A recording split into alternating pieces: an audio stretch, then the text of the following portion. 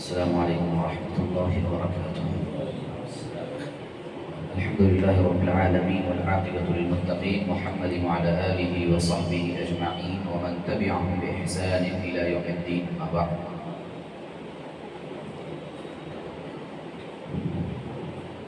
گزشتہ درس میں ہم نے صف بندی کے مسائل تفصیل کے ساتھ دیکھے تھے اور صف کو کاٹنا کیسا ہے، صف کو ملانا شرعی اعتبار سے کیسا ہے، پھر اسی طریقے سے امامت کے چند بنیادی مسائل، صف بندی کے مراتب کیا ہے، اکیلے آدمی کا صف میں پیچھے نماز ادا کرنا، اس سلسلے میں شریعت کی کیا رہنمائی ہے، یہ تمام چیزیں ہم نے بالترتیب دیکھی تھی۔ آج کے درس میں امامت کے ہی مسائل ہم آگے مسلسل جاری رکھتے ہیں، اس کو کنٹینیو کرتے ہیں۔ سب سے پہلا مسئلہ جو آج کا ہے امامت کے باب میں وہ یہ کہ نماز پڑھا کر کیا امام کو مقتدیوں کی طرف گھومنا چاہیے یا نہیں۔ بعض لوگ اس پہ اعتراض کرتے ہیں، بہت سارے لوگ اس پہ عمل بھی نہیں کرتے۔ جو لوگ عمل نہیں کرتے وہ دوسرے لوگوں پہ اعتراض کرتے ہیں کہ اصل مقصد جو ہے، ان کا کہنا یہ ہے کہ اصل مقصد اللہ کے نبی صلی اللہ علیہ وسلم جو لوگوں کی طرف پلٹتے تھے نماز کے بعد سلام پھیرنے کے بعد، ان لوگوں کے سلسلے میں یہ معلوم کرنا تھا کہ کون کون لوگ نماز میں حاضر نہیں ہوئے ہیں، تاکہ آپ کے اطلاع میں یہ بات آ جائے، پھر ان کی تنبیہ کی جائے۔ تو یقیناً بات صحیح ہے، اس میں کوئی حرج نہیں ہے، لیکن محض یہ کہہ کر کے کہ اللہ کے نبی صلی اللہ علیہ وسلم کا مقصد یہ تھا کہ لوگوں کو دیکھیں کہ کون آیا ہے کون نہیں آیا ہے، محض یہ کہہ کر کے اس سنت کو چھوڑ دینا کہ آج وہ ضروری نہیں ہے، یہ کہنا یہ صحیح نہیں ہوگا۔ کیوں؟ کیونکہ اللہ کے نبی صلی اللہ علیہ وسلم کا یہ متواتر عمل تھا، آپ ہمیشہ نماز کے بعد پلٹتے تھے، گویا آپ صلی اللہ علیہ وسلم کی یہ سنت ہے۔ دیکھنا چاہیے واقعی امام کو کہ آپ کی مسجد میں جو لوگ ہیں، آپ کے مقتدی حضرات ہیں، مصلیان ہیں، آپ ان پر نظر رکھیں، انہیں دیکھیں کہ نماز میں لوگ برابر آ رہے ہیں کہ نہیں آ رہے، جو نہیں آ رہے ان کو تنبیہ کی جائے، غفلت پہ لوگوں کو بتایا جائے۔ لیکن اگر یہ نہیں ہے تب بھی پیارے نبی صلی اللہ علیہ وسلم کی سنت یہ ہے کہ آپ نماز کے بعد پلٹا کرتے تھے، لہٰذا اس سنت پر عمل کرتے ہوئے اگر کوئی امام ہر نماز کے بعد پلٹتا ہے، مقتدیوں کی جانب متوجہ ہوتا ہے، تو اس پہ نکیر نہیں کرنا چاہیے، اس پہ تنقید نہیں کرنا چاہیے کہ اصل مقصد کچھ اور ہے لیکن آپ وہ مقصد نہیں پورا کر رہے ہیں، بس یوں ہی پلٹ رہے ہیں، تو یہ تنقید صحیح نہیں ہے، کیونکہ اللہ کے نبی صلی اللہ علیہ وسلم کی یہ سنت ہے۔ سنت پر عمل بہرحال ایک انسان ایک امام کر رہا ہے تو وہ بھی بہترین ہے۔ پیارے نبی صلی اللہ علیہ وسلم کے سلسلے میں حضرت سمرہ بن جندب رضی اللہ عنہ کہتے ہیں کہ جب رسول اللہ صلی اللہ علیہ وسلم نماز پڑھ چکتے تو آپ ہماری طرف متوجہ ہوتے تھے، سلام پھیرنے کے بعد آپ ہماری طرف مقتدیوں کی طرف متوجہ ہوتے تھے۔ صحیح بخاری اور صحیح مسلم کی روایت ہے۔ اسی طریقے سے عبداللہ بن مسعود رضی اللہ عنہ کہتے ہیں کہ اچھا یہ پلٹنا جو ہوتا ہے وہ کیا دائیں طرف سے پلٹنا ہے یا پھر بائیں طرف سے پلٹنا ہے؟ کیا خیال ہے؟ دائیں طرف سے پلٹنا چاہیے، بائیں طرف سے بھی پلٹ سکتے ہیں، اس میں کوئی ایک بہتر تو ہے کہ دائیں طرف سے پلٹا جائے اور زیادہ عمل اسی پہ ہونا چاہیے، لیکن بائیں طرف بھی پلٹ سکتے ہیں، اس میں کوئی حرج نہیں ہے۔ ویسی روایتیں بھی آتی ہے، صحیح بخاری اور صحیح مسلم کی ایک روایت ہے، حضرت عبداللہ بن مسعود رضی اللہ عنہ کہتے ہیں کہ تم اپنی نماز میں سے صرف دائیں طرف سے پھر کر شیطان کا حصہ مقرر نہ کرو، صرف دائیں طرف ایک طرف سے گھوم کر کے جو مقتدی کی جانب متوجہ ہوتے ہیں، تو ایسا ایک طرف سے گھوم کر کے شیطان کا حصہ مقرر نہ کرو۔ تحقیق کہ میں نے رسول اللہ صلی اللہ علیہ وسلم کو دیکھا کہ وہ اپنے بائیں طرف سے بھی پھرتے تھے، دائیں طرف سے بھی اور بائیں طرف سے بھی، دونوں طرف سے آپ صلی اللہ علیہ وسلم پھرا کرتے تھے۔ اہل علم کہتے ہیں کہ زیادہ تر آپ کا جو عمل تھا وہ دائیں طرف سے پھرنا تھا، لہٰذا اس پہ زیادہ عمل ہونا چاہیے، لیکن اس کو مستقل ایک ہی طریقے سے یا ایک ہی طرف سے پھرنا یہ مستقل معمول نہیں بنا لینا چاہیے، بلکہ کبھی کبھی بائیں طرف سے بھی پھرا جا سکتا ہے اور مڑنے کی کوشش کرنی چاہیے۔ اسی طریقے سے مصلیوں کو دائیں طرف صف میں کھڑے ہونے کی کوشش کرنی چاہیے۔ اب اس کا یہ مطلب نہیں ہے کہ بائیں طرف کا پورا حصہ ایسے ہی چھوڑ دیا جائے، سارے لوگ دائیں طرف ایک ہی طرف کھڑے ہیں اب بائیں طرف پورا مسجد خالی ہے، ایسا نہیں، بلکہ اگر آپ کھڑے ہو سکتے ہیں کوشش کر کے تو آپ کو دائیں طرف کھڑے ہونے کی کوشش کرنی چاہیے. کیوں؟ اس کی فضیلت ہے. پیارے نبی صلی اللہ علیہ وسلم کی ایک حدیث ہے، حضرت عائشہ رضی اللہ عنہ روایت کرتی ہیں کہ رسول اللہ صلی اللہ علیہ وسلم نے فرمایا کہ بے شک اللہ تعالیٰ اور اس کے فرشتے دائیں طرف والی صفوں پر رحمت بھیجتے ہیں. اللہ تعالیٰ اور اس کے فرشتے دائیں طرف والی صفوں پر رحمت بھیجتے ہیں. تو اس حدیث سے یہ پتہ چلتا ہے کہ دائیں صف کی یا دائیں طرف کی کا جو حصہ ہے اس میں فضیلت ہے، تو اس کو پانے کی انسان کوشش بہرحال کر سکتا ہے.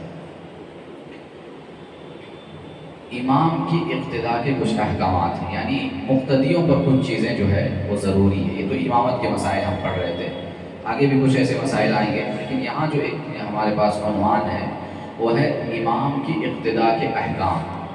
مطلب کیا ہے کہ مقتدی جو امام کے پیچھے نماز پڑھ رہا ہے تو اس کے اوپر بھی کچھ چیزیں، کچھ پابندیاں ہیں، کچھ احکامات ہیں جن کا خیال رکھنا ان پر ضروری ہے. ان میں سے کیا ہے، جیسے اس سے پہلے بھی بات آئی تھی کہ امام کس لیے بنایا جاتا ہے؟ تاکہ اس کی اقتداء کی جائے. جعل الامام لیؤتم بہ، امام اس لیے بنایا جاتا ہے تاکہ اس کی اقتداء کی جائے. تو مطلب یہ ہے کہ امام جو رکن جیسے جیسے کرتا ہے مقتدی کو اس کے بعد وہ رکن ویسے ویسے ادا کرنا ہے. تکبیرات کا مسئلہ بھی ویسے ہی ہے، جو انتقال تکبیرات الانتقال ہے، ایک رکن سے دوسرے رکن میں منتقل ہونے کی تکبیرات، اس کا بھی معاملہ ویسے ہی ہے. تو ہر چیز امام کے بعد ہونا چاہیے. کسی بھی چیز میں امام سے مقتدی پہل نہ کرے، آگے نہ بڑھے. اس کے سلسلے میں وعید بھی بیان کی گئی ہے. دیکھیے ایک روایت یہاں پہ ہے، حضرت ابو ہریرہ رضی اللہ عنہ روایت کرتے ہیں کہ رسول اللہ صلی اللہ علیہ وسلم نے فرمایا امام سے پہل نہ کرو، امام سے پہل نہ کرو، آگے نہ بڑھو. جب وہ تکبیر کہے اس کے بعد تکبیر کرو، جب وہ تکبیر کہے اس کے بعد تکبیر کرو. اور جب امام وَلَضَّالِّينَ کہے تو تم اس کے بعد آمین کرو. وَلَضَّالِّينَ مکمل ہو جانا چاہیے. ایسا نہیں کہ ابھی امام صاحب وَلَضَّالِّينَ ابھی پڑھ ہی رہے ہیں، قرات جاری ہے، ختم نہیں کی آیت کو اور اس سے پہلے آمین لوگ کہہ دیتے ہیں. بسا اوقات ایسا ہوتا ہے جی. تو یہ جو ہے طریقہ صحیح نہیں، یہ امام سے آگے بڑھنا ہوگا. اور ایک دوسری روایت دیکھیے، یہاں تو صرف اس روایت میں صحیح مسلم کی روایت ہے، اس میں تو صرف اتنا آیا ہے کہ جب امام وَلَضَّالِّينَ کہے تو تم اس کے بعد آمین کہو. ہم نے ایک دوسری روایت پڑھی تھی اس سے پہلے، اس میں کیا ہے، اِذَا أَمَّنَ الْإِمَامُ فَأَمِّنُوا، کہ جب امام آمین کہے تو تم آمین کہو. تو اس سے تو اور بات واضح ہو جاتی ہے کہ محض وَلَضَّالِّينَ کہنے پہ ہی آمین نہیں کہنا ہے، بلکہ وَلَضَّالِّينَ ختم ہونا چاہیے، پوری آیت ختم ہونی چاہیے. اس کے بعد پھر امام آمین کہے، امام کے آمین کو سن کر کے مقتدی آمین کہیں گے. اس سے پہلے مقتدی کے لیے آمین کہنا بھی درست نہیں ہوگا. اسی طریقے سے آپ فرماتے ہیں اور جب امام رکوع کرے تو تم اس کے بعد رکوع کرو، امام کے ساتھ ساتھ نہیں. امام جب رکوع کر لے تو پھر اس کے بعد تم رکوع، اور جب امام سمع اللہ لمن حمدہ کہے تو تم اللہم ربنا لک الحمد کہو. اس کے بارے میں تو ہم تسبیح اور تحمید کا جو معاملہ ہے، سمع اللہ لمن حمدہ مقتدیوں کو کہنا ہے کہ نہیں کہنا ہے، امام کو ربنا لک الحمد کہنا ہے کہ نہیں کہنا ہے، یہ مسئلہ تو ہم ڈیٹیل میں پہلے پڑھ چکے ہیں الحمدللہ.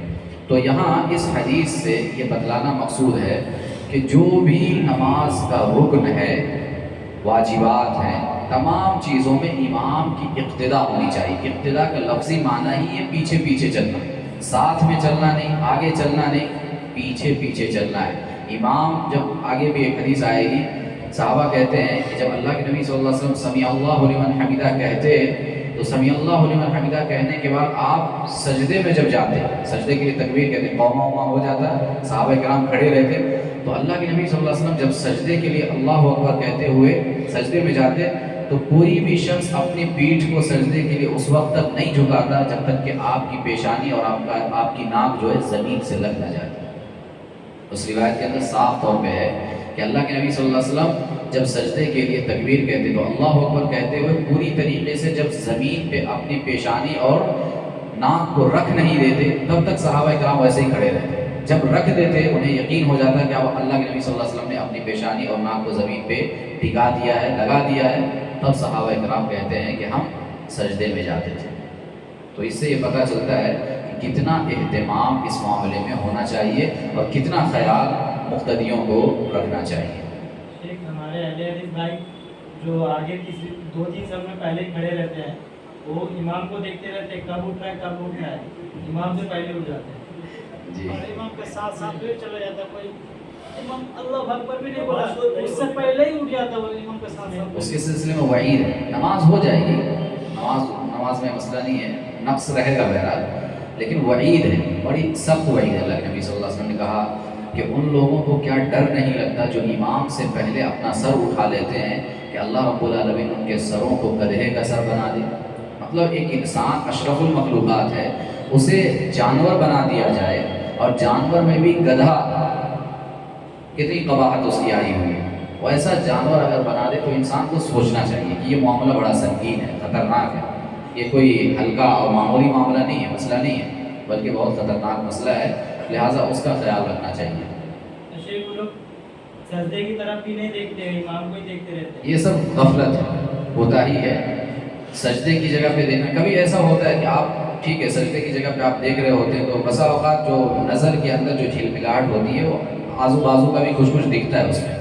لیکن اب اس کو بنیاد بنا کر کے امام کو دیکھنا یا امام کے ساتھ ساتھ یا امام سے پہلے کوئی بھی رکن ادا کرنا، نماز میں آگے بڑھ جانا، یہ درست نہیں ہوگا کسی بھی طریقے سے. حکم تو یہی ہے کہ نظر جو ہے سجدے کی جگہ پہ ہونی چاہیے عام حالتوں میں نماز کے اندر. تو ان کی غفلت ہے، اس سے بچنا چاہیے. اسی طریقے سے ایک مسئلہ یہاں پہ یہ ہے کہ اگر امام بیٹھ کر کے کسی وجہ سے نماز پڑھائے، کوئی تکلیف ہے، مثال کے طور پہ کوئی تکلیف ہے، پیر میں تکلیف ہے، کھڑے نہیں ہو سکتے، یا کوئی بھی شرعی عذر ہے، امام بیٹھ کر کے نماز ادا کر رہے ہیں، پڑھا رہے ہیں، تو مقتدی کے لیے کیا حکم ہے؟ کیا مقتدی بیٹھ کر کے نماز ادا کرے گا یا مقتدی کو کھڑے ہو کر کے نماز ادا کرنا چاہیے؟ کھڑے ہو کر کے کریں گے. روایت دونوں طرح کی اور عمل بھی دونوں طرح کا، لیکن راجح اس مسئلے میں یہی ہے کہ امام اگر بیٹھ کر کے نماز پڑھے تو مقتدیوں کو کھڑے ہو کر کے نماز پڑھنا چاہیے. راجح یہی ہے. روایت دونوں طرح کی ہے. دیکھیے ایک روایت ہے یہاں پہ، انس بن مالک رضی اللہ عنہ سے روایت ہے کہ رسول اللہ صلی اللہ علیہ وسلم ایک گھوڑے سے گر پڑے. ایک مرتبہ اللہ کے نبی گھوڑے سے گر پڑے، آپ کی داہنی پہلو جو ہے وہ چھل گئی. تو آپ نے ایک نماز بیٹھ کر پڑھی، ہم نے بھی آپ کے پیچھے بیٹھ کر نماز پڑھی. نماز سے فارغ ہونے کے بعد آپ نے فرمایا امام اس لیے مقرر کیا گیا ہے کہ اس کی پیروی کی جائے. جب وہ کھڑا ہو کر نماز پڑھے تو تم بھی کھڑے ہو کر کے نماز پڑھو.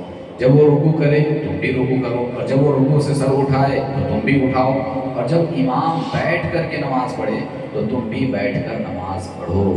یہ حدیث صحیح بخاری اور صحیح مسلم کے اندر موجود. اس حدیث سے کیا پتہ چلتا ہے کہ امام جس طرح سے نماز پڑھائیں گے مقتدی کو ویسے ہی نماز پڑھنا. اگر امام کھڑے ہو کر کے نماز پڑھا رہے ہیں کھڑے ہو کر کے نماز پڑھنا ہے، اگر بیٹھ کر کے پڑھا رہے ہیں تو بیٹھ کر کے نماز ادا کرنا ہے.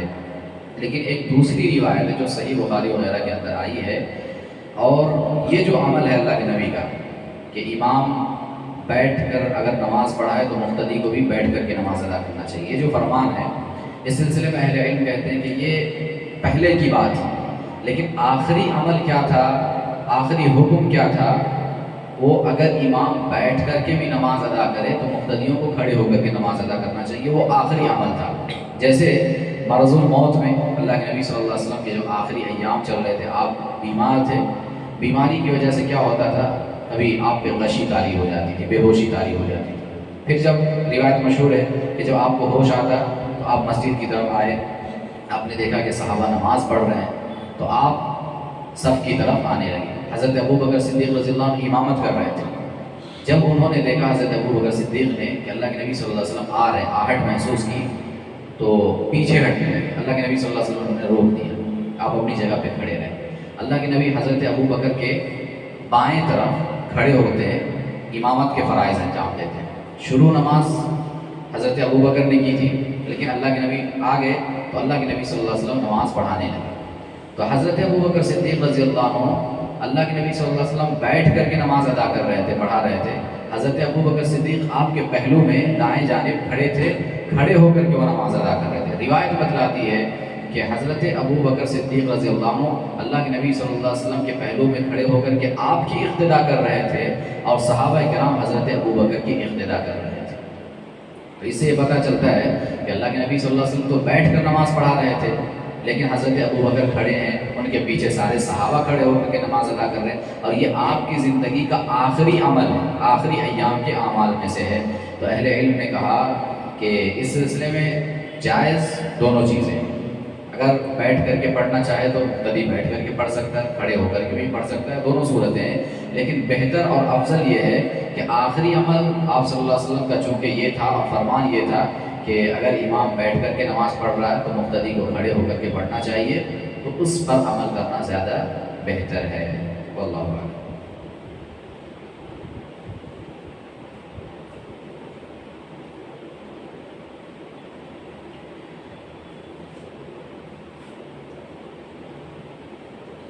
اسی طریقے سے ایک مسئلہ یہاں پہ کہ اگر امام نماز میں غلطی کرے،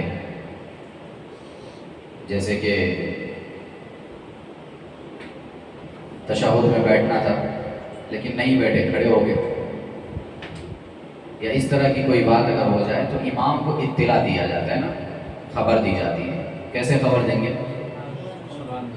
سبحان اللہ کہہ کر کے۔ اور عورتیں کیسے؟ تالی بجا کر کے۔ ایسے نہیں، ایک ہاتھ کو دوسرے ہاتھ کے پشت پہ، پیٹھ پہ، ہاتھ کا جو اوپری حصہ ہے اس پہ ماریں گے ایسے، یہ ہاں، کیونکہ تالی بجانے کی تو ممانعت ہے اور مسجد میں تو خاص طور پہ نہیں ہو سکتا ہے۔ تو اہل علم کہتے ہیں اس میں تصفیق کا لفظ ہے، التسبیح للرجال والتصفیق للنساء، کہ سبحان اللہ کہنا مردوں کے لیے ہے اور تالی بجانا عورتوں کے لیے ہے۔ تو تالی بجانے کے سلسلے میں اہل علم یہی کہتے ہیں کہ دونوں ہاتھ کو ہاتھ پہ جیسے ہم مارتے ہیں ویسے نہیں، بلکہ ایک ہاتھ کے سے دوسرے ہاتھ کے پشت پہ، اس کے اوپری حصے پہ عورتیں ماریں گی، اور اس کے ذریعے سے امام کو اطلاع دیں گی کہ آپ نماز میں کچھ غلطی کر رہے ہیں۔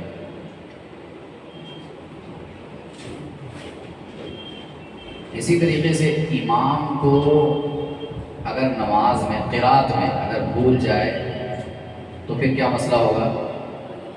امام کو پڑھ کے بتائیں گے، لقمہ دیں گے، لقمہ دینا کہتے ہیں اس کو، امام کو پڑھ کے بتائیں گے، چونکہ امام جو ہے وہ انسان ہی ہے، فرشتہ تو ہے نہیں، تو نسیان، بھول چوک، غلطی ہو جاتی ہے۔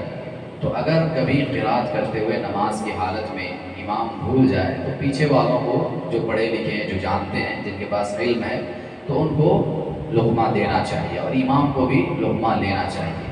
لیکن اس کا یہ مطلب نہیں ہے کہ کبھی بسا اوقات ایسا دیکھا جاتا ہے کہ امام پڑھ رہے ہیں، پڑھتے پڑھتے اگر رک گئے، اگر کچھ لوگوں کو معلوم ہے تو بس شروع ہو جاتے ہیں ویسے 10-12 لوگ نا، تو ایسا نہیں، امام کو تھوڑی سی مہلت بھی دینا چاہیے۔ تراویح میں خاص طور پہ ایسا دیکھنے کو ملتا ہے کہ امام صاحب کہیں بھول گئے تو پھر اس کے بعد لوگ کچھ تراویح میں تو قرآن بھی دیکھ کر کے سن رہے ہوتے ہیں پیچھے، وہ لوگ بھی شروع ہو جاتے ہیں، تو امام کو مہلت دینا چاہیے۔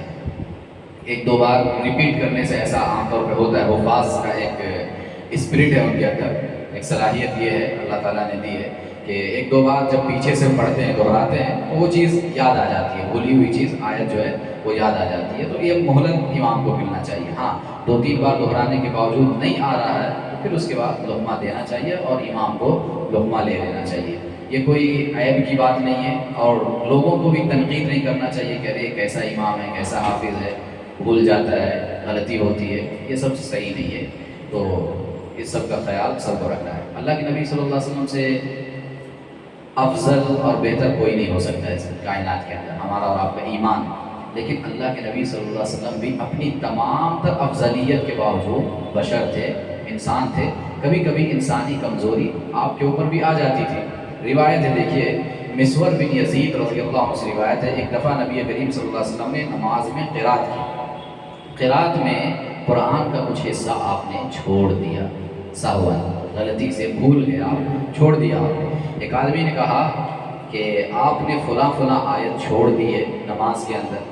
پیارے نبی صلی اللہ علیہ وسلم نے فرمایا کہ تم نے مجھے یاد کیوں نہ کروایا، یعنی لقمہ کیوں نہیں دیا۔ اس سے پتہ چلتا ہے کہ اللہ کے نبی صلی اللہ علیہ وسلم بھی بشر تھے، اور بشر ہونا رسولوں کے لیے کوئی عیب کی بات نہیں ہے، بلکہ یہ کمال کی بات ہے۔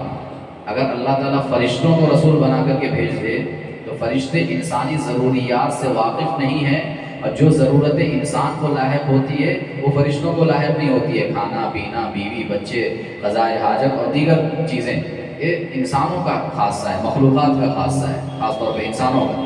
تو جو مخلوق ان تمام چیزوں سے واقف نہیں ہے اور یہ تمام ضروریات اس مخلوق کی نہیں ہے، وہ مخلوق بھلا دوسری مخلوق کے لیے آئیڈیل اور نمونہ کیسے بن سکتی ہے؟ نہیں بن سکتی ہے۔ تو اس لیے انسانوں کو اللہ رب العالمین نے نبی بنایا، رسول بنایا، تاکہ وہ اپنے جیسے انسانوں کے لیے صحیح معنوں میں اسوہ اور نمونہ بن سکے۔ تو اللہ کے نبی صلی اللہ علیہ وسلم بھی بشر تھے، کئی روایتوں سے یہ پتہ چلتا ہے، اس روایت سے بھی پتہ چلتا ہے کہ آپ صلی اللہ علیہ وسلم کو بشری لغزشیں ہو جاتی تھی، خطائیں ہوتی تھیں، جیسا کہ کہا کہ آپ نے نماز میں کچھ آیتیں چھوڑ دی، تو آپ نے فرمایا کہ مجھے وہ آیتیں یاد کروانی چاہیے تھی، تم نے یاد کیوں نہیں کروایا؟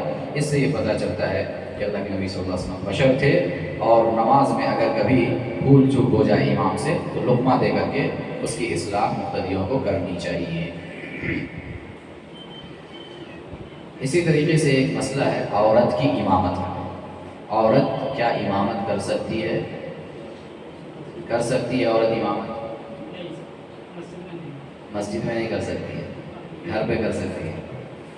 کس کی؟ مردوں کی؟ عورتوں کی؟ گھر میں مردوں کی امامت بھی کر سکتی ہے نا؟ نہیں نا، نہیں کر سکتی، چاہے وہ مسجد ہو کہ گھر ہو یا کوئی بھی جگہ ہو، عورت مرد کی امامت نہیں کر سکتی ہے۔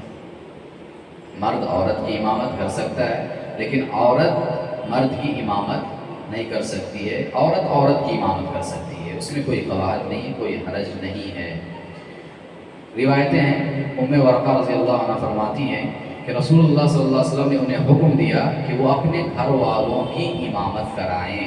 ابو داؤد وغیرہ کے اندر یہ روایت ہے، ام ورقہ رضی اللہ عنہ سے پیارے نبی نے فرمایا کہ وہ اپنے گھر والوں کو جمع کر کے انہیں نماز پڑھائیں، ان کی امامت کریں۔ تو اس سے یہ پتہ چلتا ہے کہ عورت امام بن سکتی ہے، لیکن عورتوں کے لیے، مردوں کے لیے نہیں۔ اچھا، عورت اگر امام بنے گی تو کہاں پہ کھڑی ہوگی؟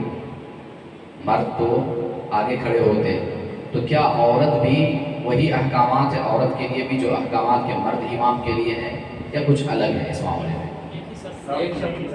ایک صف میں کھڑی ہوگی، جی۔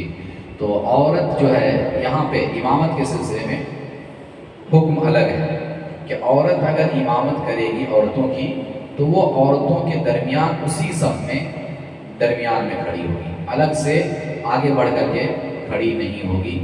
ام سلمہ رضی اللہ عنہ کے سلسلے میں ایک روایت ہے ابن ابی شیبہ وغیرہ کے اندر کہ ام سلمہ رضی اللہ عنہ عورتوں کی امامت کراتی تھی، اور وہ صف کے درمیان کھڑی ہوتی تھی، صف کے درمیان کھڑی ہوتی تھی، آگے نہیں۔ تو اس سے پتہ چلتا ہے کہ عورت کی امامت کرا سکتی ہے، اور اگر امام ہے عورت تو وہ اپنی عورتوں کے درمیان میں درمیانی صف میں کھڑی ہوگی، آگے کھڑی نہیں ہوگی۔ امامت کے سلسلے میں چند ایک مسائل اور ہیں۔ ایک روایت ہے، دیکھیے ہم عام طور پہ دیکھتے ہیں کہ مسجد میں نماز ہو رہی ہے، اور کچھ لوگ ایسی جگہ پہ جو امام کو دیکھ نہیں رہے، سڑکوں پہ نماز پڑھ رہے ہیں، جیسے جمعہ وغیرہ کی نماز پڑھتے ہیں، یا کہیں اور آزو بازو میں پڑھ رہے ہیں، تو کیا اس طرح سے نماز پڑھنا امام کو دیکھے بغیر جائز ہے؟ درست ہے؟ جائز ہے؟ کیا خیال ہے؟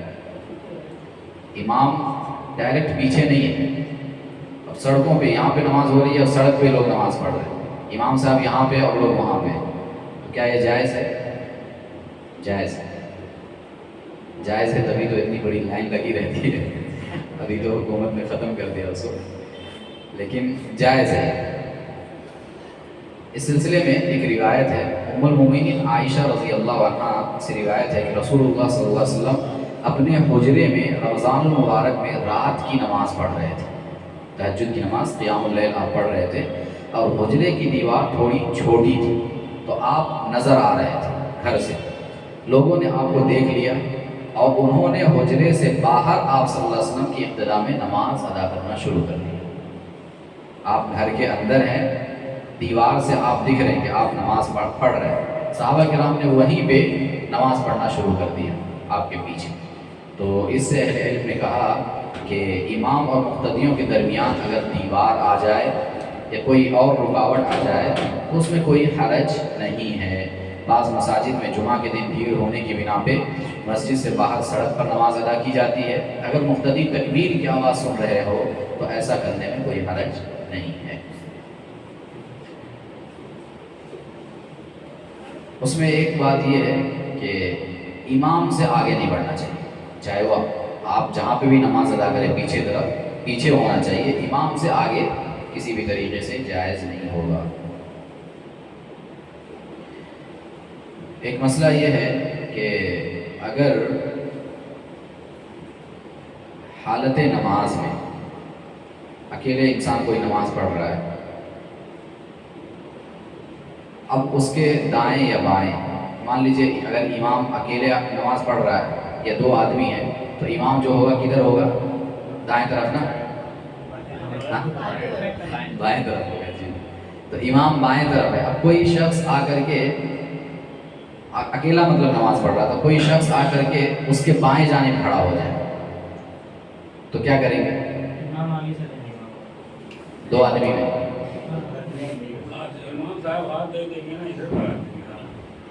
دو آدمی میں امام کیسے آگے جائے؟ تین لوگ ہیں، دو کی بات ہو، ہاں ایک آدمی اکیلا نماز پڑھ رہا ہے اور وہ اکیلا ہے تو مطلب خود نماز پڑھ رہا، خود امام ہے وہ اپنا۔ اب ایک دوسرا آدمی آیا، وہ کیا کیا؟ امام کے بائیں طرف شامل ہو گیا، امام کے بائیں طرف شامل ہو گیا۔ تو اب کیا ہوگا؟ امام صاحب کے لیے یہ جائز ہے کہ ان کو کسی بھی طریقے سے اپنے پیچھے سے، آگے سے نہیں، کسی بھی طریقے کا مطلب آپ جیسے بھی پکڑیے، لیکن پکڑ کر کے ان کو اپنے دائیں طرف کرنا ہے، کیونکہ آپ امام ہیں، آپ بائیں رہیں گے، امامت کا مسئلہ ویسے ہی ہے، حکم ویسے ہی ہے۔ تو انہیں اللہ کے نبی صلی اللہ علیہ وسلم کی ایک روایت ہے، عبداللہ بن عباس رضی اللہ عنہ کہتے ہیں کہ میں رات کی نماز میں نبی رحمت صلی اللہ علیہ وسلم کے بائیں طرف کھڑا ہوا، آپ پڑھ رہے تھے، آگے بائیں طرف کھڑے ہوئے، آپ نے پیچھے سے میرا سر پکڑا، ایسے پیچھے سے آپ نے سر پکڑا اور مجھے اپنے دائیں طرف رکھ دیا۔ تو اس سے پتہ چلتا ہے کہ امام بوقت ضرورت ایسا کر سکتا ہے، اس میں کوئی حرج نہیں ہے۔ اس سے یہ بھی پتہ چلتا ہے کہ نوافل کی جماعت میں تکبیر یعنی اقامت نہیں ہے، بغیر اقامت کے نوافل پڑھنا چاہیے، پڑھ سکتے ہیں۔ اور اگر اکیلے آدمی نے نماز شروع کی پھر دوسرا آ کر اس کے ساتھ آ ملا تو پہلا نمازی امامت کی نیت کر کے نماز جاری رکھے۔ اکیلے نماز پڑھ رہے تھے تو خود اپنے آپ امام تھے، لیکن اگر کوئی دوسرا آ گیا تو اپنے آپ کو امام وہاں پہ تسلیم کرنا ہی پڑے گا کہ میں فلاں آدمی کا امام ہوں، تو یہ نیت کر کے اپنی نماز کو وہ جاری رکھے۔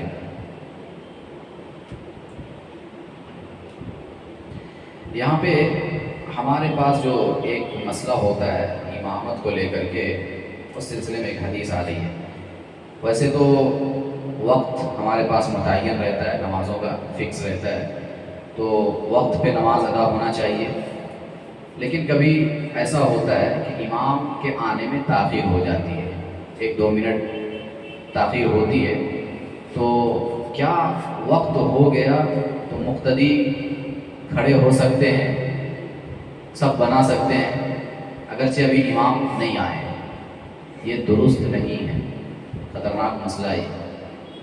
غالباً حضرت علی رضی اللہ عنہ تو ایسے لوگوں کو بہت ڈانٹ ڈپٹ کرتے تھے، امام جب آ جائے تبھی صفیں بنیں گی، تبھی تکبیر کہی جائے گی، اس سے پہلے نہیں۔ لوگوں کو کھڑے ہونے سے بھی منع کیا گیا ہے بعض روایتوں میں۔ ہاں آپ بیٹھے ہیں، بیٹھے رہے، پیچھے جو پلٹ کے لوگ دیکھتے رہتے اس پہ سخت تنبیہ کرتے تھے، حضرت علی رضی اللہ عنہ سرزنش کرتے تھے اور مثال دے کر کے وہ کہتے تھے، کیا مثال ہے میرے ذہن میں تو نہیں ہے، لیکن ایک مثال دے کر کے کہتے تھے کہ تمہارے سر فلاں کی طرح بار بار پیچھے موڑ رہے ہیں، ایسا نہیں ہونا چاہیے۔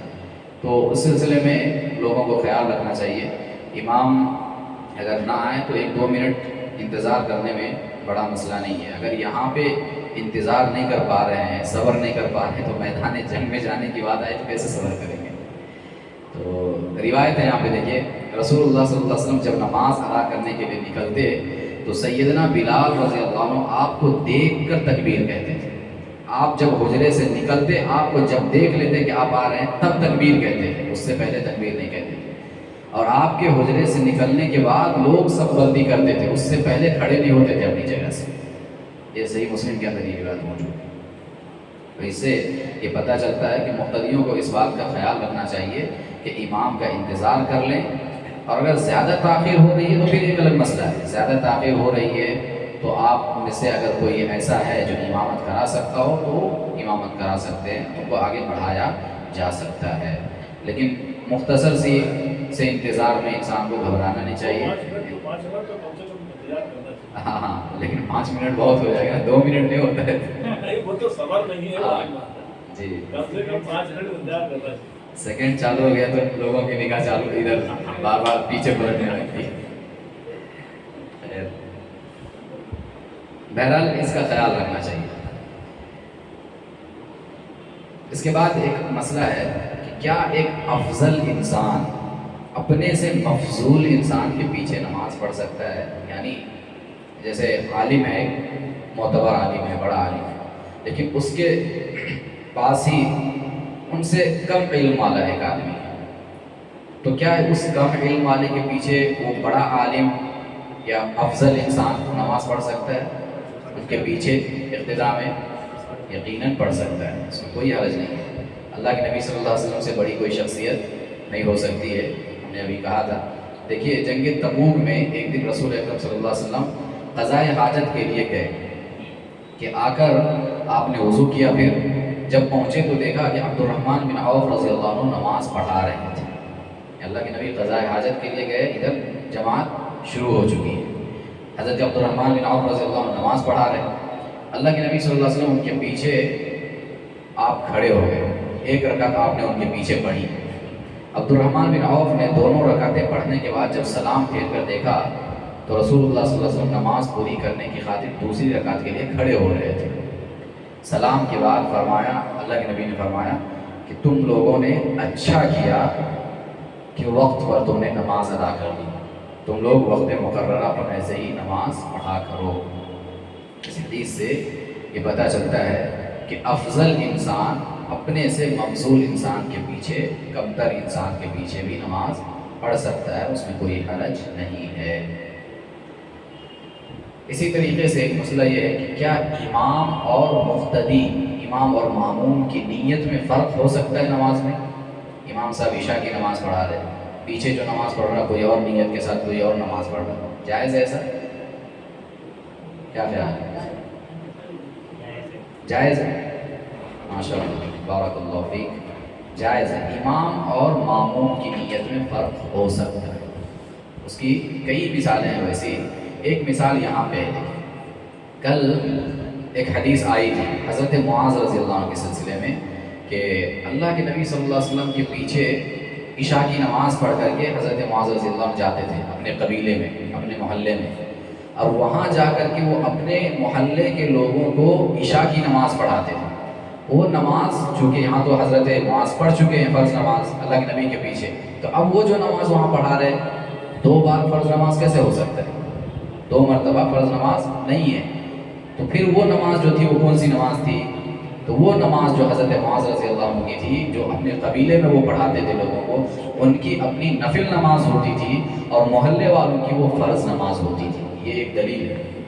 اسی طرح کی ایک روایت یہاں پہ انہی کے حوالے سے بخاری و مسلم میں کہ معاذ رضی اللہ عنہ رسول اللہ صلی اللہ علیہ وسلم کے ساتھ نماز پڑھتے، پھر اپنی قوم کے پاس آتے اور انہیں نماز پڑھاتے تھے۔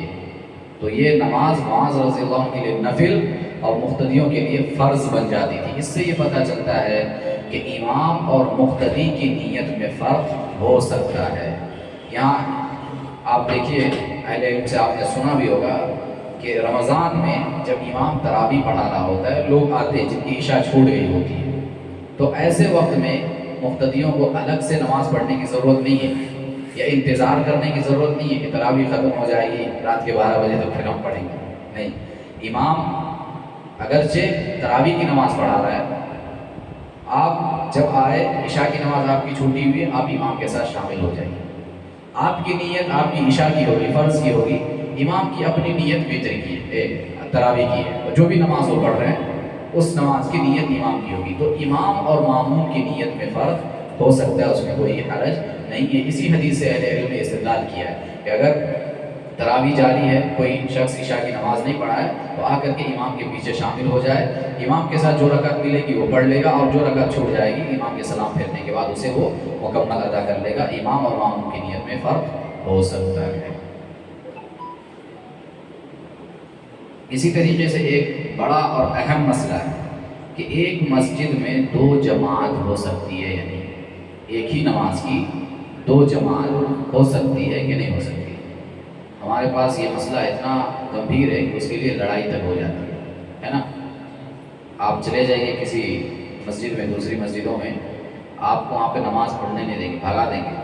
कहीं कहीं ऐसा होता है, इतनी शिद्दत और सख्ती है कि आपको अगर देख लिया कि नमाज के बाद जमात हो जाने के बाद 2 लोग 3 लोग अगर नमाज पढ़ रहे हैं अलग से, तो आपको बसा औकात मस्जिद से निकाल देंगे।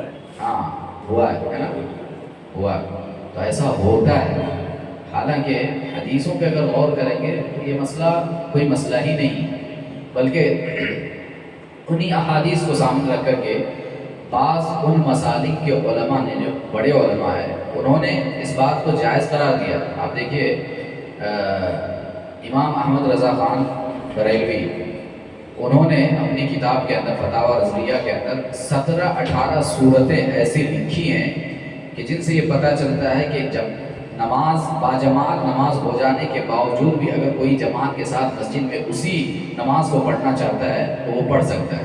यानी इशा की नमाज हमने पढ़ी, जमात हो चुकी, लेकिन बाद में कुछ लोग आ रहे हैं, अगर उनको नमाज जमात नहीं मिली है, वो अगर पढ़ना चाह रहे हैं तो पढ़ सकते हैं। उन्होंने 17-18 सूरतें उसके अंदर दर्ज की हैं कि इन सूरतों में अगर जमात की नमाज दोबारा किसी मस्जिद में हो रही है और लोग करना चाह रहे हैं तो उसमें कोई हरज नहीं है, ममानात की दलील नहीं है और नहीं मना करना चाहिए।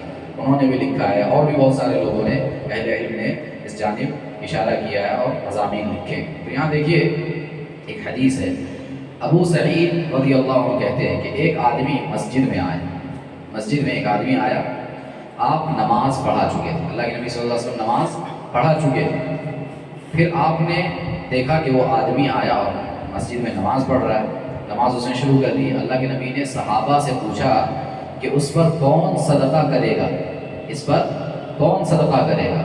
एक शख्स खड़ा हुआ और उसने आने वाले के साथ बाजमात नमाज पढ़ी। ये हदीस अबू दाऊद वगैरह के अंदर मौजूद है। तो अल्लाह के नबी सल्लल्लाहु अलैहि वसल्लम ने ये जो कहा कि कौन इस पर सदका करेगा, इस सदक़े से मुराद क्या है, जमात का जो सवाब है उसके साथ शामिल होकर के जमात बना लिया जाए और फिर उस जमात का सवाब उसको गोया बख्शा जाए, जमात का सवाब उसे हासिल हो जाएगा बाद में आने वाले को। तो ये सवाब कौन उसे दे सकता है, कौन जमात में इसके साथ शामिल हो सकता है या इसके साथ नमाज पढ़ करके जमात का सवाब हासिल कर सकता है। तो ये अल्लाह के नबी सल्लल्लाहु अलैहि वसल्लम ने बयान किया। तो एक सहाबी खड़े हुए और अल्लाह के नबी सल्लल्लाहु अलैहि वसल्लम के सामने उन्होंने अल्लाह के नबी के हुक्म पे उस सहाबी के साथ नमाज में वो शामिल हुए और बाकायदा जमात बन गई। तो नमाज होने के बाद जमात के बावजूद एक दूसरी जमात यहाँ पे बन रही है, जो इस बात की दलील है कि एक ही मस्जिद में एक जमात की नमाज हो जाने के बाद उसी नमाज की दूसरी जमात भी हो सकती है। इससे एक और बात ये मालूम होती है कि जमात के लिए कितने लोगों का होना ज़रूरी है, कम से कम 2 आदमी काफ़ी है। इस हदीस से भी मालूम होता है। अल्लाह के नबी ने जमात के सवाब के बारे में कहा, सदका करने के बारे में, तो 2 पहले से एक पढ़ रहे थे और दूसरे एक सहाबी जा कर के शामिल हुए, तो जमात का सवाब गोया हासिल हो गया। तो इससे ये पता चलता है कि कम से कम जमात के लिए 2 आदमी काफ़ी है। बाज़ लोग 3, बाज़ लोग 40 वगैरह ऐसा कहते हैं। जुमा की नमाज में ख़ास तौर पे 40 लोगों के होने की भी शर्त रखते हैं, लेकिन ऐसा नहीं है। जुमा की नमाज के लिए भी अगर 2 आदमी हैं तो वो जमात काफ़ी है, जुमा कायम हो जाएगी। तो इस हदीस से ये मालूम होता है कि जमात के लिए भी 2 आदमी काफ़ी है। और दूसरी बात जो हम टॉपिक है हमारा वो ये कि दूसरी जमात कायम करना मस्जिद के अंदर जायज़ है।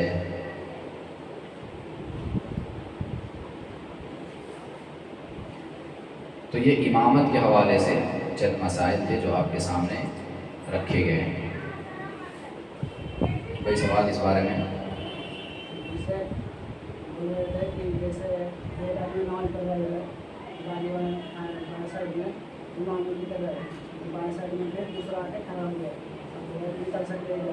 अब इधर से मतलब बाया साइड में है इमाम, 2 आदमी इधर ही खड़ा हो गया, इधर जगह नहीं है, जगह नहीं है, जगह नहीं है साइड में, हाँ। इधर ही खड़ा हो गया 2 आदमी, आगे जगह है, ये आगे है, आगे पीछे, आगे नहीं है, आगे नहीं। आगे पीछे भी जगह है, मजबूरी की सूरत है।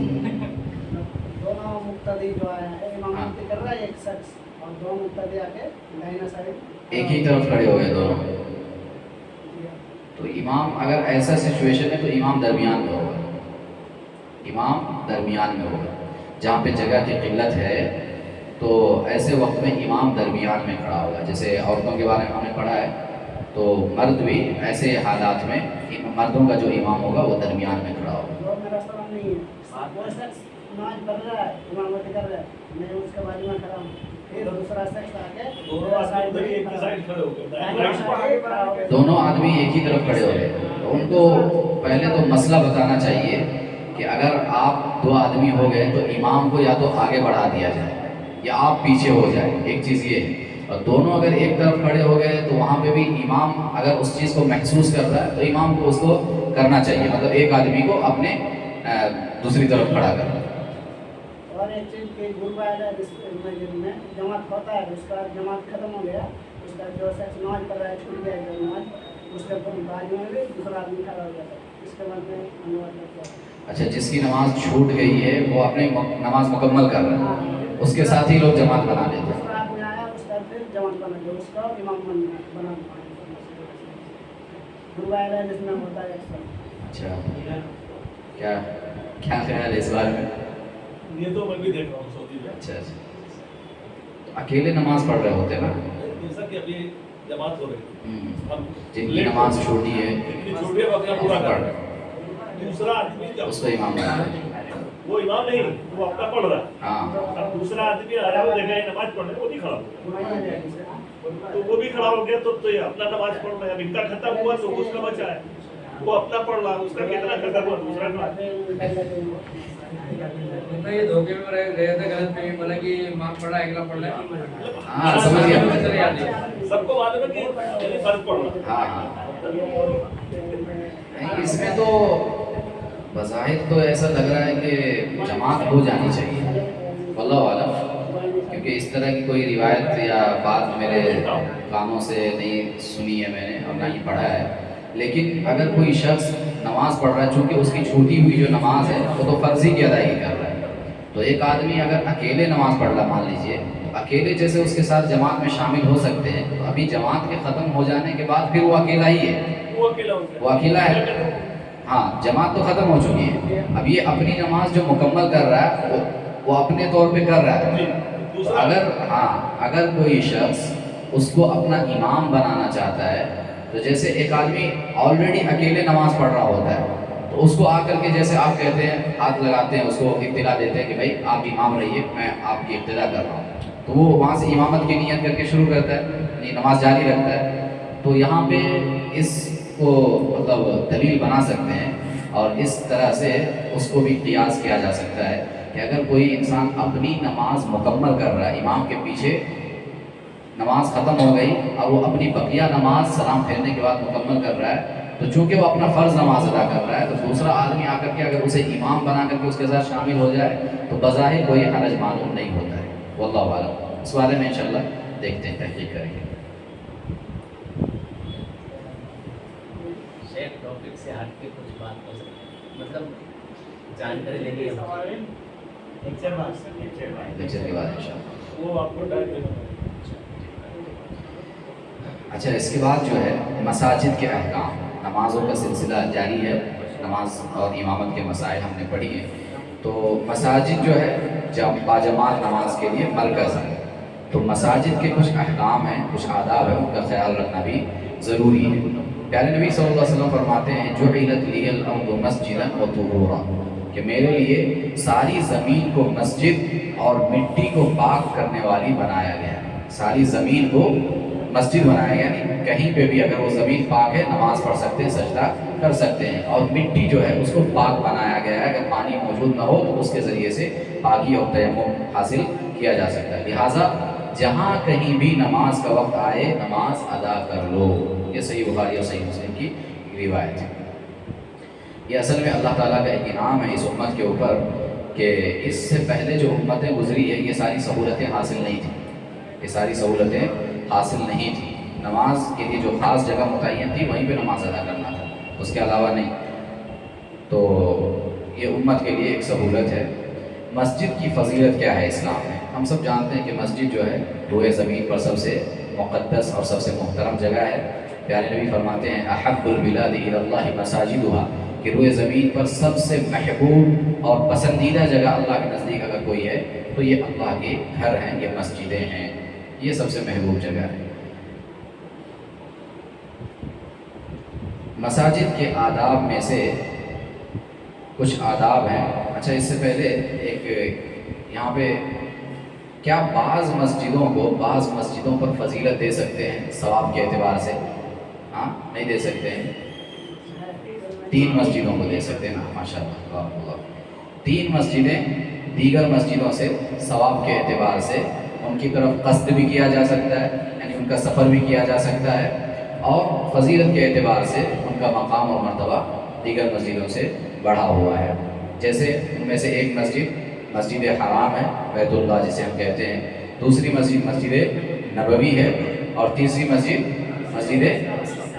اقصیٰ بھی ہے۔ ایک اور مسجد کا تذکرہ آتا ہے، مسجد قباء۔ ماشاء اللہ، مسجد قباء کی بھی فضیلت ہے۔ دیکھیے ترتیب دیکھتے ہیں۔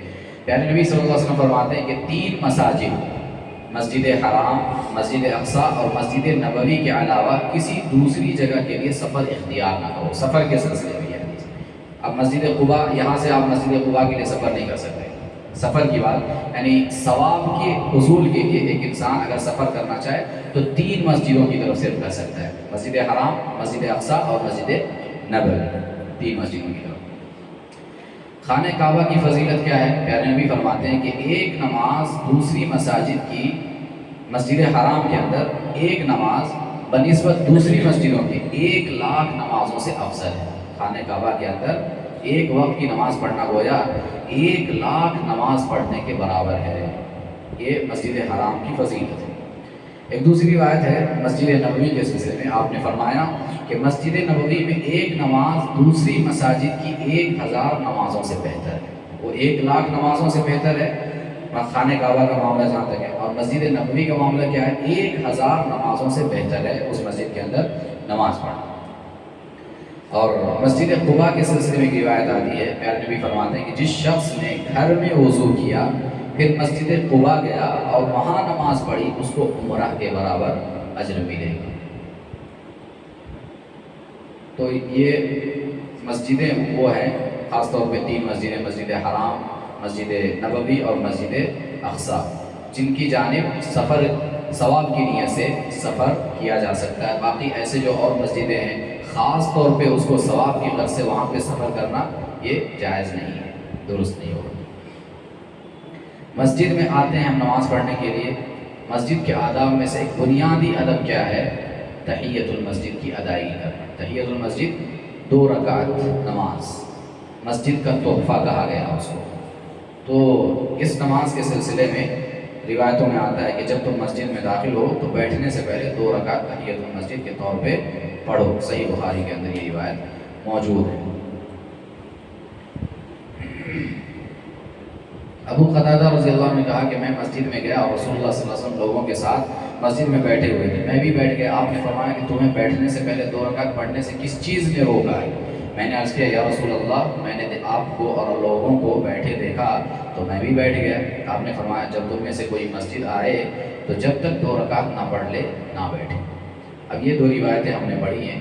تحیۃ المسجد کا حکم کیا ہے؟ کیا تحیۃ المسجد پڑھنا ضروری ہے، واجب ہے، یا یہ کہ چھوڑا بھی جا سکتا ہے؟ حالانکہ یہ روایت دیکھیے ہم نے پڑھی ابھی جو مسلم کی، اس کے اندر کیا کہتے ہیں؟ اللہ کے نبی صحابی بیٹھ گئے، اس کے باوجود بھی انہیں اٹھا رہے ہیں، اور آپ کہہ رہے ہیں کہ پہلے 2 رکعت پڑھو پھر بیٹھو۔ اس سے پتہ چلتا ہے کہ بہت تاکید آئی ہوئی اس کی۔ تو کیا یہ واجب ہے، ضروری ہے، یا یہ کہ اس کے باوجود یہ نفل ہے، سنت ہے؟ اہل علم نے اس سلسلے میں اختلاف کیا ہے۔ بعض اہل علم اس کو واجب تک قرار دیتے ہیں کہ مسجد میں اگر کوئی انسان آئے اور ابھی وقت ہے جماعت میں تو اسے بیٹھنا نہیں چاہیے، اسے 2 رکعت پڑھنا ہی پڑھنا ہے کسی بھی صورت میں، اس لیے کہ حدیث کے اندر تاکید آئی ہے اس میں۔ لیکن بعض دوسرے اہل علم کہتے ہیں کہ یہ واجب نہیں ہے. کیوں؟ اس لیے کہ کئی ایک دلیل ہے. اس میں ایک دلیل یہ ہے کہ ایک صحابی آپ صلی اللہ علیہ وسلم سے پوچھتے ہیں کہ 5 وقت کی نماز اللہ کے نبی صلی اللہ علیہ وسلم انہیں بتاتے ہیں جو فرض نماز ہے 5 وقت کی. صحابی پوچھتے ہیں کیا اس کے علاوہ بھی میرے اوپر کچھ فرض ہے؟ صحابی کے اس سوال پہ اللہ کے نبی صلی اللہ علیہ وسلم فرماتے ہیں کہ اس کے علاوہ فرض نہیں ہے، ہاں اپنی خوشی سے جو تم پڑھنا چاہو. تو اہل علم کہتے ہیں کہ اس حدیث کے اندر 5 فرض نمازوں کا تذکرہ اللہ کے نبی صلی اللہ علیہ وسلم نے کیا ہے. 5 فرض نمازوں کا تذکرہ اللہ کے نبی نے کیا. لیکن جب صحابی نے کہا کیا اور مجھ پر کوئی فرض ہے، تو آپ نے کیا کہا کہ فرض نہیں ہے، اپنی خوشی سے تم پڑھنا چاہو نفل وغیرہ تو تم پڑھ سکتے ہو. تو اس سے یہ پتہ چلتا ہے کہ 5 نمازیں ہی فرض ہے، ان کے علاوہ چاہے وہ تحیۃ المسجد ہو یا کوئی بھی نماز ہو وہ فرض اور واجب نہیں ہو سکتی ہے. یہ اہل علم نے کہا. اور اس طرح سے اور بھی کئی ایک دلائل ہیں جن سے یہ پتہ چلتا ہے کہ یہ نماز جو ہے واجب اور ضروری تو نہیں ہے، لیکن تاکید بہرحال اس کی گئی ہے. اگر وقت ہو تو انسان کو ضرور پڑھنا چاہیے. اسی طریقے سے مسجد کے آداب میں سے ایک ادب پیاز اور لہسن کھا کر کے مسجد میں نہیں آنا ہے. پیاز اور لہسن کے اندر بو ہوتی ہے.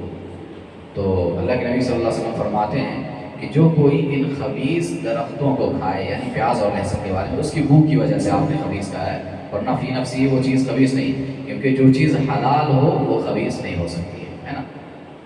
تو اس کی بو کی وجہ سے اللہ کے نبی نے انہیں خبیث کہا. تو آپ فرماتے ہیں کہ جو کوئی ان خبیث درختوں کو کھائے، یعنی لہسن اور پیاز کو، تو مسجد کے قریب نہ آئے. اور فرمایا اگر تم نے انہیں کھانا ہی ہے تو ان کو پکا کر ان کی بو مار دو. یعنی چولہے پہ اگر آپ اس کو پکائیں گے، فرائی کریں گے، تو جو بو ہوتی ہے وہ ختم ہو جاتی ہے. تو آپ نے کہا اگر کسی کو کھانا ہی ہے تو پکا کر کے کھائے تاکہ اس کی بو جو ہے وہ ظاہر ہو جائے. کیوں کھا کر کے نہیں آنا ہے لہسن اور پیاز؟ کیونکہ اس کی جو بو ہوتی ہے اس سے فرشتوں کو تکلیف پہنچتی ہے. فرشتوں کو تکلیف پہنچتی ہے. اور ایک روایت میں ہے کہ جن چیزوں سے انسانوں کو تکلیف پہنچتی ہے، اللہ کے فرشتوں کو بھی ان چیزوں سے تکلیف پہنچتی ہے. تو اب انسان اگر اس چیز سے کراہت محسوس کرے تو ظاہر سی بات ہے کہ فرشتے اللہ کے مقرب مخلوق میں سے ہے، اور قریبی ان کا مقام اللہ کے پاس ہمیشہ آنا جانا ان کا رہتا ہے، تو ان کو بھی تکلیف ہوتی ہے. لہٰذا اس سے بچنا چاہیے. اللہ کے نبی فرماتے ہیں کیونکہ اس سے فرشتوں کو ایذا اور تکلیف پہنچتی ہے اور آدمیوں کو بھی تکلیف ہوتی ہے. صحابہ نے کہا جب اللہ کے نبی نے یہ بیان کیا تو بعض صحابہ کہنے لگے کہ پیاز اور لہسن جو ہے آج سے حرام ہو گیا، آج سے حرام ہو گیا. پیارے نبی فرماتے ہیں کہ لوگوں، میں وہ چیز حرام نہیں کر سکتا جس کو اللہ تعالیٰ نے حلال کیا ہے، لیکن لہسن کی بو مجھے بری لگتی ہے. میں حرام نہیں کر رہا ہوں، بس بو اس کی صحیح نہیں لگتی، اس لیے میں نے ایسا کہا ہے. لہٰذا اس کا خیال نماز میں رکھنا چاہیے. اب دیکھیے یہاں پہ جائز چیز ہے، حلال چیز ہے، اس کی بو اگر آ رہی ہے تو شریعت نے کہا کہ وہ کھا کر کے مسجد میں نہیں آنا ہے. اب جو بہت سارے لوگ بیڑی، سگریٹ، تمباکو، خیمی اور اس طرح کے گٹکا، پراگ، اس طرح کی چیزیں کھاتے ہیں اور مسجد میں نماز بھی ادا کرتے ہیں، اب بتائیے کہ ان لوگوں کے رویے پہ فرشتے کیسے ناراض نہیں ہوتے ہوں گے، اللہ کیسے ناراض نہیں ہوتا، اور پیارے نبی صلی اللہ علیہ وسلم کے اس فرمان کی کیسی خلاف ورزی نہیں ہو رہی ہوگی، ہے نا. تو بہرحال یہ بہت بڑی خطرناک چیز ہے. اور پیاز لہسن میں کوئی جسمانی اعتبار سے نقصان بھی نہیں، لیکن ان تمام چیزوں میں نقصان کے سوا کچھ نہیں، کوئی فائدہ نہیں. تو جسمانی اعتبار سے بھی انسان کو نقصان ہو رہا ہے، اور شرعی اعتبار سے بھی کہیں نہ کہیں اس کی عبادت میں خلل واقع ہو رہی ہے. اس کی وجہ سے اور لوگوں کو تکلیف ہو رہی ہے، حتیٰ کہ اللہ کے فرشتوں کو بھی تکلیف ہو رہی ہے. تو یہ بڑا گمبھیر مسئلہ ہے، سنگین مسئلہ ہے، اس پہ غور کرنا چاہیے انسان. لیکن یہاں پہ ایک بات یہ ہے، پیارے نبی فرماتے ہیں، حدیث کا مفہوم یہ ہے کہ اگر کوئی بیماری ہو انسان کو، تو بیماری کی صورت میں اگر لہسن اور پیاز انسان کھا رہا ہے تو کھا کر کے آ سکتا ہے، اس میں حرج نہیں. عام حالات میں شریعت نے اس سے منع کیا ہے.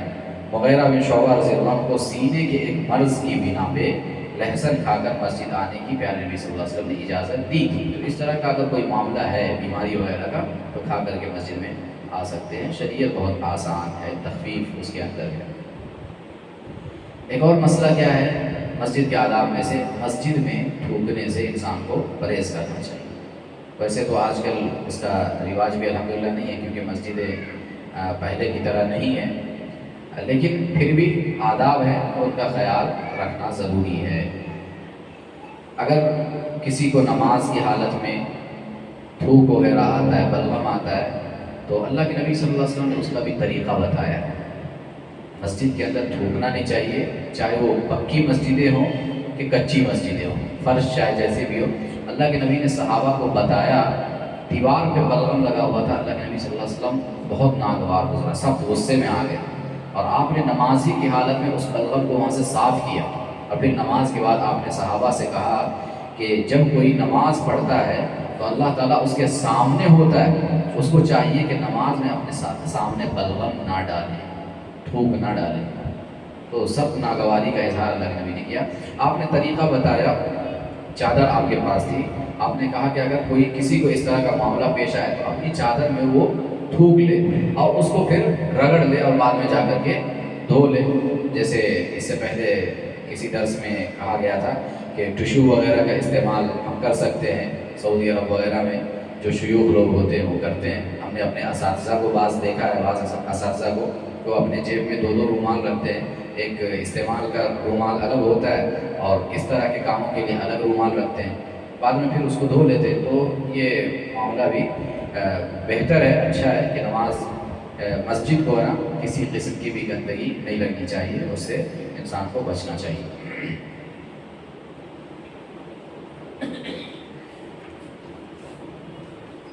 اسی طریقے سے مسجد کے آداب میں سے ایک ادب کیا ہے؟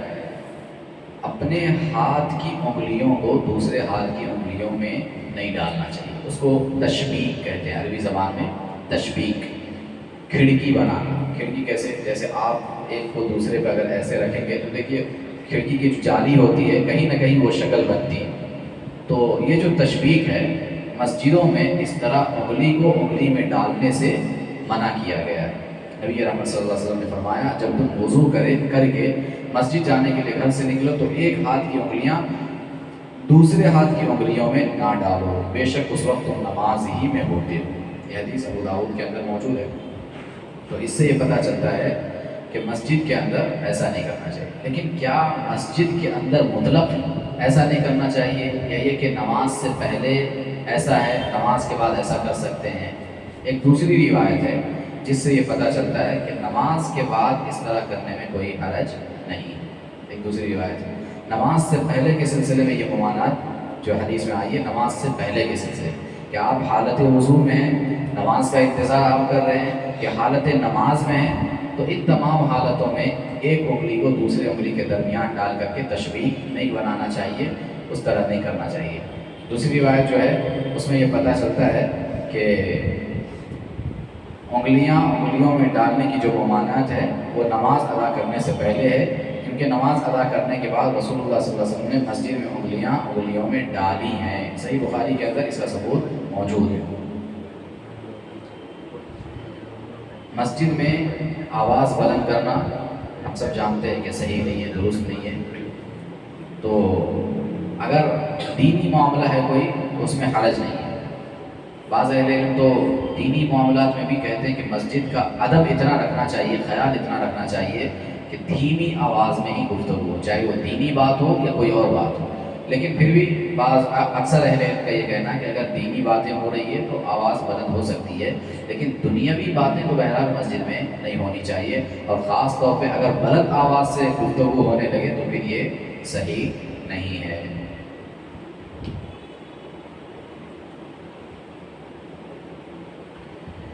اس سلسلے میں ایک روایت آتی ہے، حضرت عمر فاروق رضی اللہ عنہ کے دور میں 2 لوگوں کو دیکھا گیا مسجد نبوی کے اندر خوب زور زور سے آپس میں بات کر رہے ہیں۔ حضرت عمر رضی اللہ عنہ نے ان سے پوچھا کہ کہاں کے ہو؟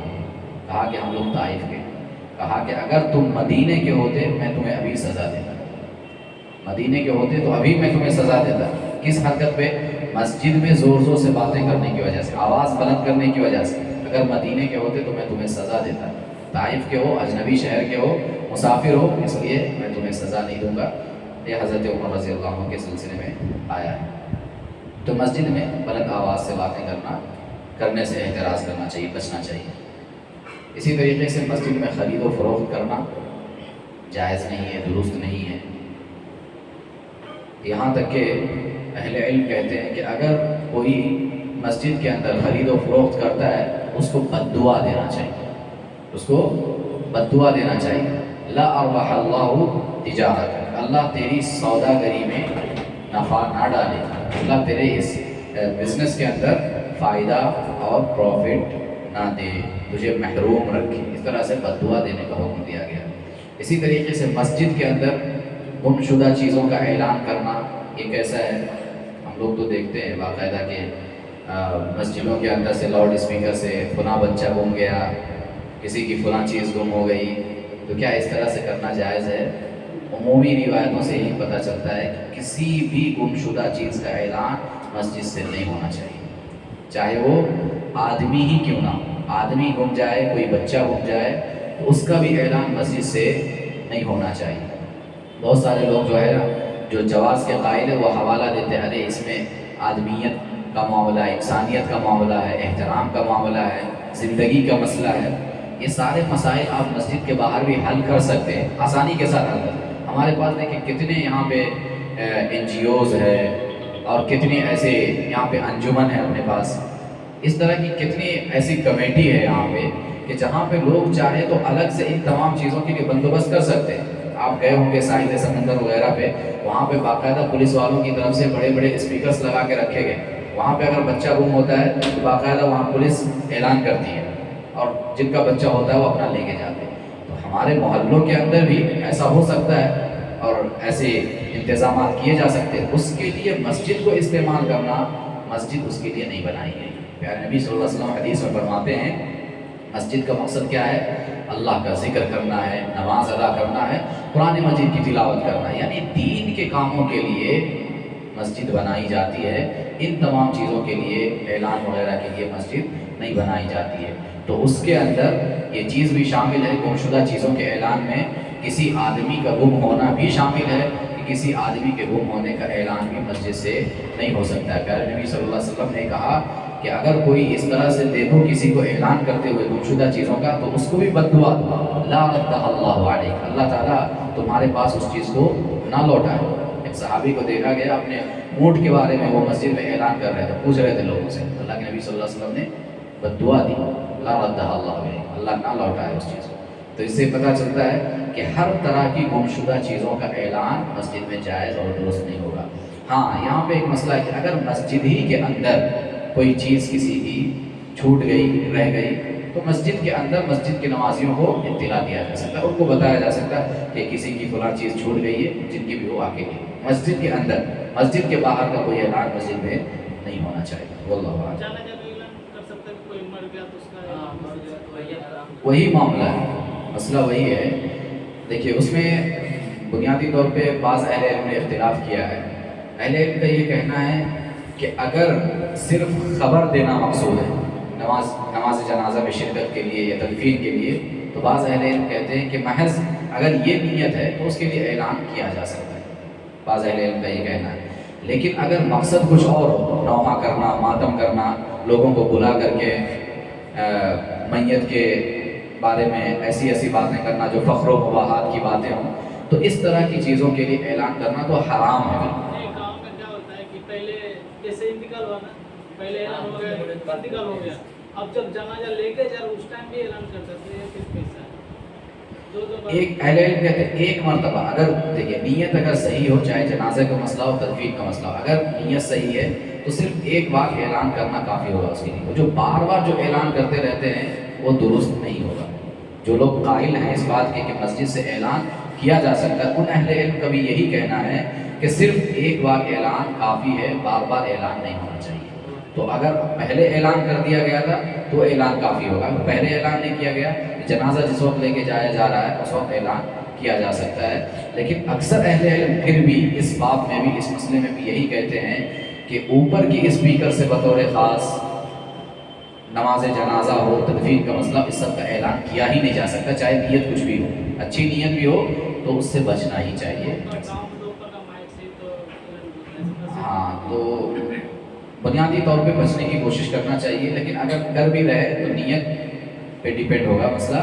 और दूसरी बात ये कि एक बार बहुत ज़्यादा, तो एक बार काफ़ी है, उससे ज़्यादा नहीं।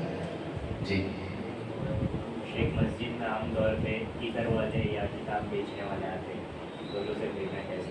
मस्जिद के अंदर मस्जिद के अंदर जायज़ नहीं होगा, क्योंकि आम है, रिवायत जो है आम है। अब एक चीज़ मुझे याद आ गई, अपने पास कैलेंडर वगैरह अहले इल्म मुझसे भी मना करते हैं, क्योंकि तिजारत बहरहाल तिजारत है। कोई भी चीज़ जिसमें आप नफ़ा की ख्वाहिश और उम्मीद रखें वो तिजारत है। कैलेंडर से तो मस्जिद को नफा पहुंचाना मकसद होता है, जी वो पर्सनल नहीं। पर्सनल नहीं है, लेकिन तिजारत तो मकसूद है, तिजारत है असल में, पर्सनल या गैर पर्सनल की बात नहीं है, उसमें तिजारत असल है। तो वल्लाहु आलम तिजारत से मना किया गया है, तो फिर उसमें ये चीज़ शामिल हो जाएगी। क्योंकि हमने सुना था बाज़ अहले इल्म ने इस बारे में नकीर किया था कि ये सब मस्जिद में नहीं होना चाहिए। तो क्योंकि जो नस्से सरी है, वाज़ेह रिवायत है, उससे यही पता चलता है कि हर तरह की तिजारत